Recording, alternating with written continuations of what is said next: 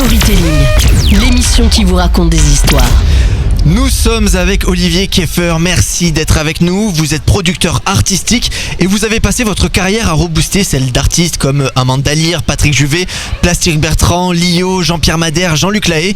En 2006, vous inventez un concept que tout le monde connaît aujourd'hui, un succès énorme d'ailleurs, mais à l'époque personne n'y croit. Vous rassemblez tous ces artistes des années 80 sur une même scène. C'est ainsi que naît la folie RFM Party 80. Pourquoi à l'époque, Olivier Kieffer, je le disais, personne n'y croyait?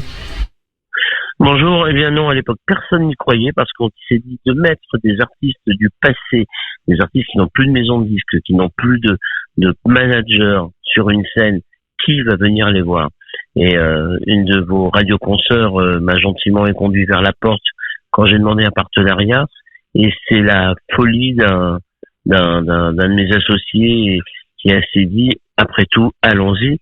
C'est comme ça que nous sommes allés voir RFM, qui est une radio qu'on peut citer puisque elle est surtout le réseau national, qui a donné son nom à cette tournée, qui était partie pour 4 dates et qui a fait actuellement plus de 1000 zéniths, 20 Bercy et 3 stades de France. Pourquoi, face au succès de cette tournée, en 2012, le producteur de cinéma Thomas Langman décide de faire un film. Le premier numéro de Star 80 arrive sur grand écran. Comment ça s'est passé cette adaptation? Alors déjà, Thomas Langman est venu nous chercher en 2007, pratiquement au début de l'aventure.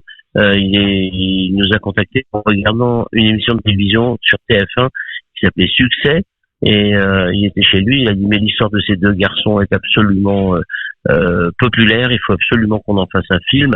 C'est comme ça qu'il est venu jusqu'à nous.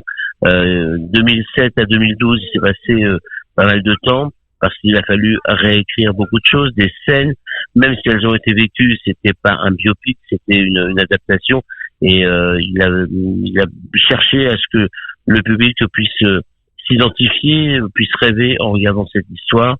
J'en suis très fier, c'est ma légion d'honneur à moi, et j'étais très heureux que Patrick Timsit soit choisi pour me représenter. Ça fait quoi justement de voir une partie de sa vie adaptée au cinéma, de se voir, même si c'est romancé, sur grand écran? Au début, on s'en aperçoit pas trop parce que c'est sur du papier, c'est des mots qui sont alignés les uns derrière les autres. Donc oui, on lit un script, on lit l'histoire. Bon, c'est pas encore du concret, c'est de l'inventif, etc. Et le jour de la première projection, nous étions tous dans une petite salle à Paris, place de Clichy, une salle privée. Seuls quelques invités étaient là, dont Michel Drucker, qui était mon voisin de siège et qui me consolait parce que on voit toute l'émotion ressurgir. C'est absolument un très beau cadeau de la vie. Le film a été un gigantesque carton, près de 2 millions de spectateurs en 7 semaines. Vous lancez la tournée Star 80, le succès est là aussi au rendez-vous. Vous avez rempli les plus grandes salles de concert de France. Vous avez vécu comment cette période? Écoutez, moi, petit garçon venant du centre de Val-de-Loire, je viens de Blois, au milieu du Stade de France, à faire des répétitions avec les artistes des années 80. C'était un moment que l'on vit sans s'en rendre compte tout de suite, mais quand même en prenant du plaisir, en y prenant goût. Maintenant, quand je vais au Stade de France, je fais le genre vieille habitué, vous voyez, je me la pète un peu, quoi, voilà. Mais c'est vrai que c'était un vrai bonheur, et quand on l'a proposé aux artistes, beaucoup ont cru que nous plaisantions. Et je leur ai dit, mais pas du tout, c'est un réel.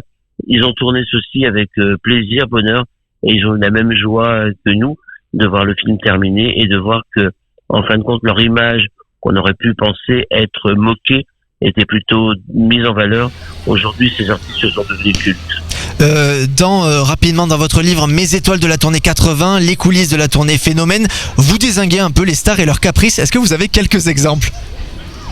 Le plus grand exemple, c'est pas dézinguer, mais c'est la réalité des choses. Tout ce que je raconte est absolument réel, puisque on ne peut pas inventer n'importe quoi. La plus drôle, c'est que Julie Pietri n'hésite pas à faire venir un fan à l'entrée des artistes, de lui donner un petit billet de 30-40 euros et d'aller acheter ses propres fleurs qu'elle se fait offrir à la fin avec tout le cinéma qu'elle sait très bien faire, et les pleurs et les rires, en disant mon Dieu, merci de mon public de m'aimer. Exceptionnel, mais écoutez, on va se quitter sur ça. Merci beaucoup d'avoir été avec nous dans Storytelling, Olivier Kieffer, et bonne chance à vous dans tous les futurs projets que vous entreprenez. Storytelling, l'émission qui vous raconte des histoires.